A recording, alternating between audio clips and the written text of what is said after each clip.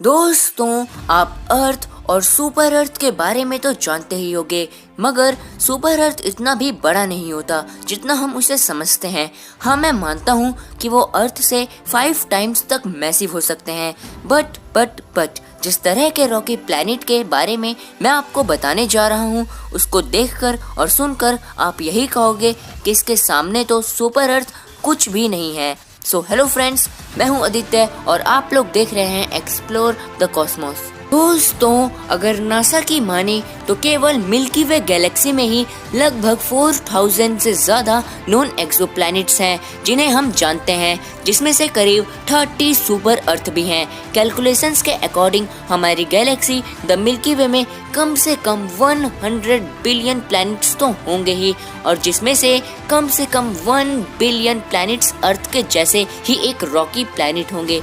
पहले मैं आपको यह एक्सप्लेन कर देता हूँ कि आखिर मेगा अर्थ हम कहते किसे हैं। मेगा अर्थ एक विशाल स्थलीय एक्सोप्लैनेट के लिए प्रस्तावित नवविज्ञान है जो पृथ्वी के द्रव्यमान से कम 10 गुना होता है। मेगा अर्थ सुपर अर्थ से भी काफी ज्यादा मैसिव होता है। मेगा अर्थ शब्द की गणना 2014 में की गई थी, जब केपलर 10c को नेपट्टून के द्रव्यमान का ग्रह के रूप में प्रकट किया गया था, जिसका द्रव्यमान पृथ्वी की तुलना में काफी अधिक है। केपलर 10c वो सबसे पहला ग्रह था जिसकी डिस्कवरी के बाद उसे एक मेगा अर्थ घोषित कर दिया गया। यह मान लिया गया कि केपलर 10c धरती से करीब 17 गुना ज्यादा मैसिव है। अब क्योंकि इसकी डेंसिटी बहुत ही ज्यादा थी, इस वजह से इसको एक रॉकी प्लैनेट भी मान लिया गया। हालांकि कई अनुवादी रेडियल वेग अध्ययनों ने केपलर 10c के द्रव्यमान के लिए अलग अलग परिणाम दिए, जिसके बाद साल 2017 में कई अलग अलग दूरबीनों और स्पेक्ट्रोग्राफी के डाटा का उपयोग करते हुए एक अधिक सावधानी पूर्वक विश्लेषण में पाया गया कि केपलर 10c की धरती से केवल 7.4 टाइम्स मैसिव होने की पॉसिबिलिटीज काफी ज्यादा हैं, जो इसे एक विशिष्ट अस्थिर समुद्री मिनी नेपट्टून बनाता है, न कि कोई मेगा अर्थ। वैसे आपको मैं ये बता दूं कि प्लैनेट धरती से करीब 560 लाइट ईयर दूर कॉन्स्टेलेशन ऑफ ड्रैगो में। खैर, यह तो कोई मेगा अर्थ नहीं है, बट अब बात कर लेते हैं एक असली और बहुत बड़े मेगा अर्थ की, जिसका नाम है केपलर 145b। ये अभी तक का पाया गया one of the most biggest Rocky planet है, जो कि धरती से लगभग 37.1 टाइम्स से ज्यादा मैसिव है। क्या आप इससे भी बड़े किसी रॉकी प्लैनेट के बारे में जानते हो? नहीं जानते होगे, क्योंकि इससे बड़ा रॉकी प्लैनेट आज तक पाया ही नहीं गया है। केपलर 145b एक F टाइप स्टार का चक्कर लगाता है और अपनी एक ऑर्बिट को पूरा करने में इसे केवल 23 दिनों का ही समय लगता है।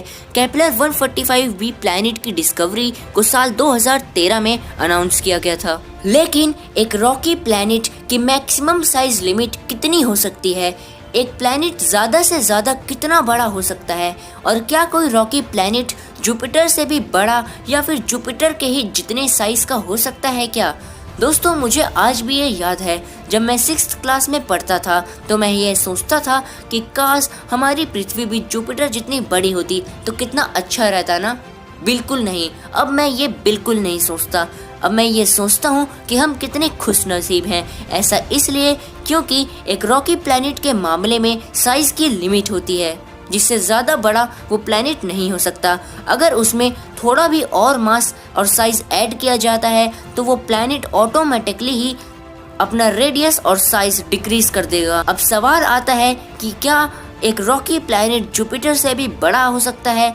दोस्तों, एक रॉकी प्लैनेट की जो मैक्सिमम साइज लिमिट होती है वो अर्थ के रेडाई की 3 गुना से थोड़ा सा ही ज्यादा होता है, और जुपिटर का रेडाई होता है अर्थ के रेडाई से करीब 11.2 टाइम्स ज्यादा। यानी कोई भी मेगा अर्थ जुपिटर के साइज का या फिर उससे आधा भी नहीं हो सकता।